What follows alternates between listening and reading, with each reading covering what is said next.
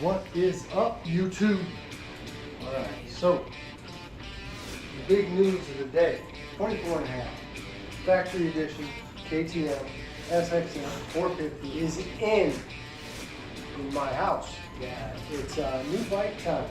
It's a big step up from the non-factory edition I started with last year. A little bit of upgraded features on the 2024.5, including the OCU that is located right here. And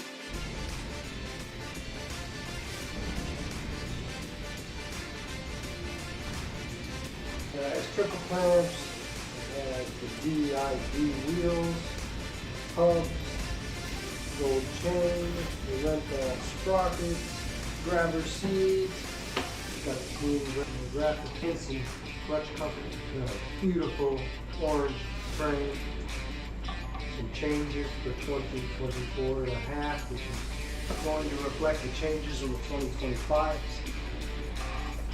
I like the pegs, they're a bit thicker, although I'm probably going to go with some titanium.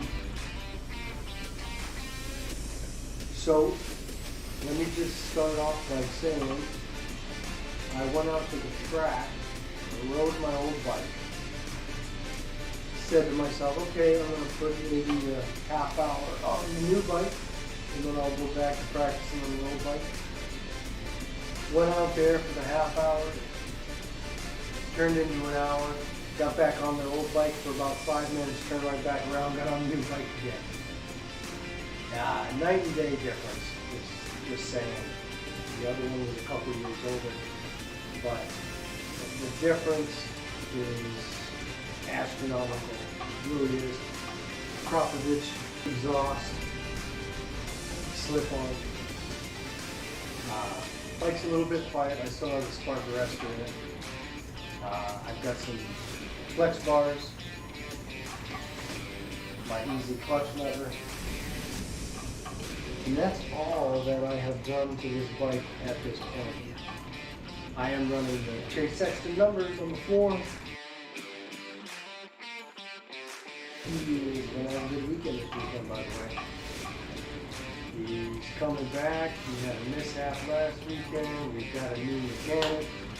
Not sure what's happening there, but they're pretty sealed lips in the motocross world when it comes to refactory drama.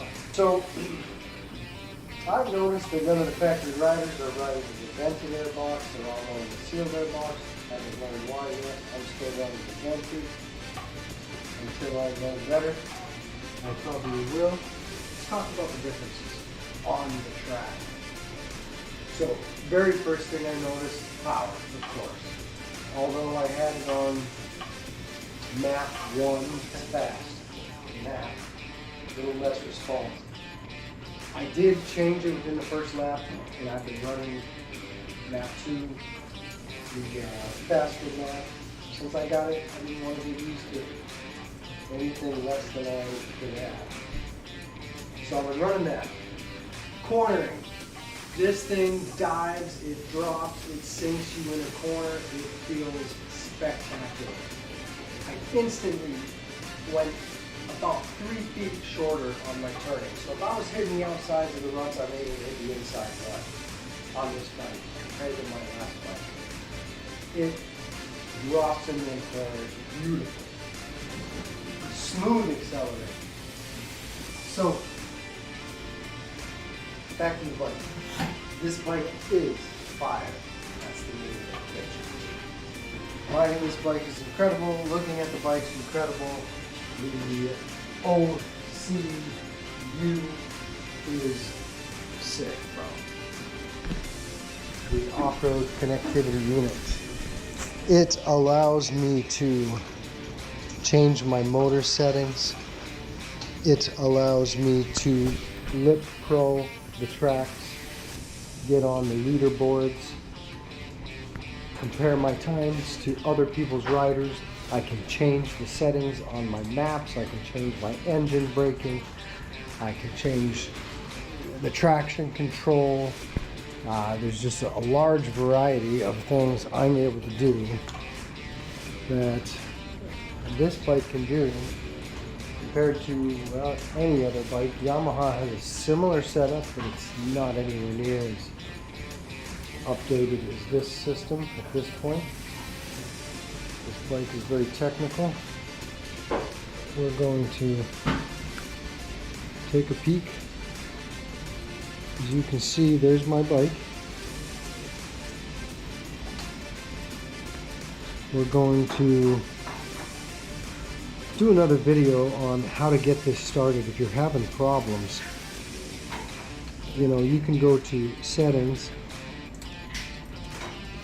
rider packs, contacts. There's lots of different things you can go to. We're just going to click on my bike and we're going to go up rider. The rider will actually, some of the tracks I've been on. We have Motor Bros, Okeechobee,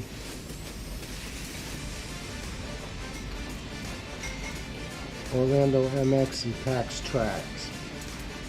All Florida tracks. It's recording my times and giving me suggestions on where to set my suspension for the type of terrain I'm riding.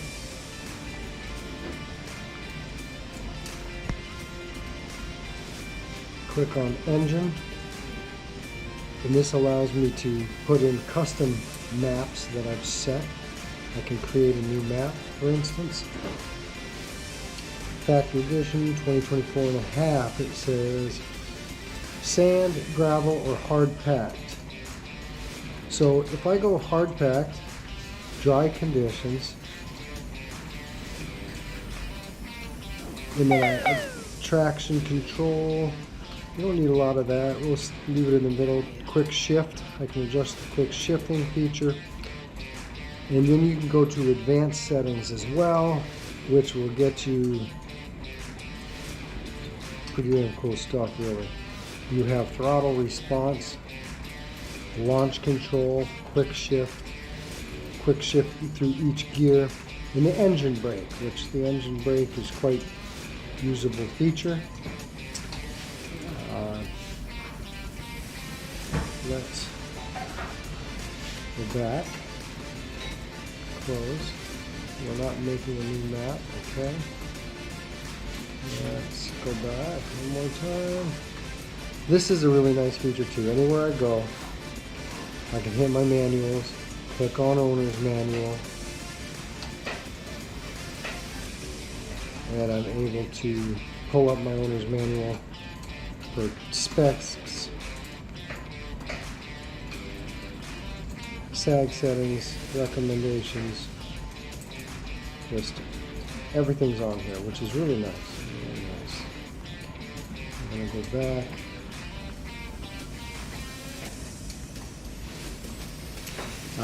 We'll do a more in-depth video, and I'll do a video on how to get into this in the first place if you're new at it, so I'll explain what exactly we have. So once again, I'm not very pleased with cycle centers in Orlando. Very disappointed, actually. I didn't even have 20 minutes on the skid plate, and I had multiple bolts fall out. And as you can see, I got a burn right there, which really pisses me off. Both of the side covers, they didn't use Loctite on anything. It was not put together very well at all. I would not recommend them. They also were nice enough to sneak in the paperwork. About $160 on the price. Between the time that I signed the paper for the amount and the bike left the showroom, they were able to sneak in about an extra $160 on me, which is what they discounted it in the first place in order to get me to buy from them. So I feel a little used and abused from those fellas there.